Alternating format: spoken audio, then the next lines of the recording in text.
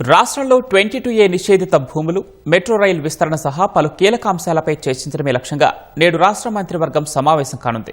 సంక్షేమ పథకాలను విస్తరించడం సహా కొత్త లబ్ధిదారులకు మంజూరుపై చర్చ జరగనున్నట్లు తెలుస్తోంది. కొత్త ల్యాండ్ పూలింగ్ విధానం, చేయూత పెన్షన్లు, స్మార్ట్ రేషన్ కార్డులు, హిల్ట్ పాలసీ, ఆహార కల్తీ వంటి అంశాలపై మంత్రివర్గం సమాలోచనలు చేయనున్నట్లు తెలుస్తోంది. కళ్యాణ లక్ష్మి, షాదీ ముబారక్ పథకాలు, హైడ్రాపై హైకోర్టు ఉత్తర్వులతో పాటు రాష్ట్రంలోని రాజకీయ పరిస్థితులపై సీఎం, మంత్రులు చర్చించే అవకాశం ఉంది. సచివాలయంలో ఉదయం 10:30కు ముఖ్యమంత్రి రేవంత్ రెడ్డి అధ్యక్షతన సమావేశం కానున్న రాష్ట్ర మంత్రివర్గం వివాదాస్పదంగా మారిన 22A నిషేధిత భూముల వివాదంపై ప్రధానంగా చర్చించనున్నట్లు తెలుస్తోంది.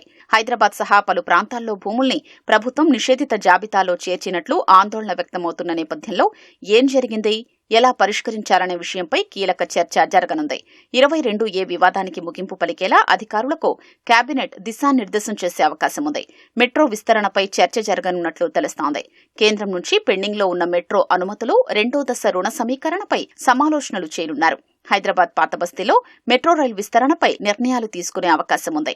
ఆహార, ఔషధ కల్తీపై ఉక్కుపాదం మోపాలని భావిస్తున్న ప్రభుత్వం అందుకోసం ప్రత్యేక విభాగం ఏర్పాటుపై చర్చించనున్నట్లు తెలుస్తోంది.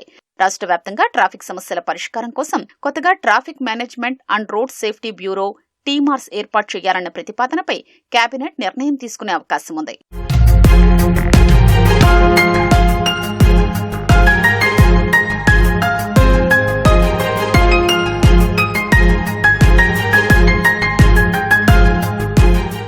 స్వాతంత్ర దినోత్సవం సందర్భంగా సంక్షేమ పథకాల విస్తరణపై మంత్రివర్గం పలు నిర్ణయాలు తీసుకునే అవకాశం ఉంది.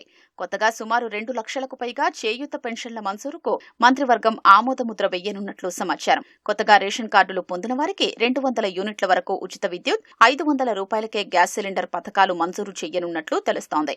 కొత్త ల్యాండ్ పూలింగ్ విధానంపై కీలక చర్చ జరిగే అవకాశం ఉంది.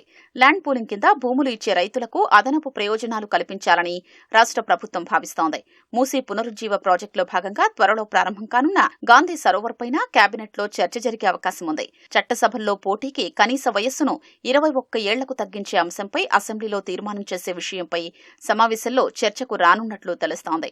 రాష్ట్రంలోని రాజకీయ పరిస్థితులు, రానున్న ఎమ్మెల్సీ, జీహెచ్ఎంసీ ఎన్నికలపై సీఎం, మంత్రులు సమాలోచనలు చేసే అవకాశం ఉంది.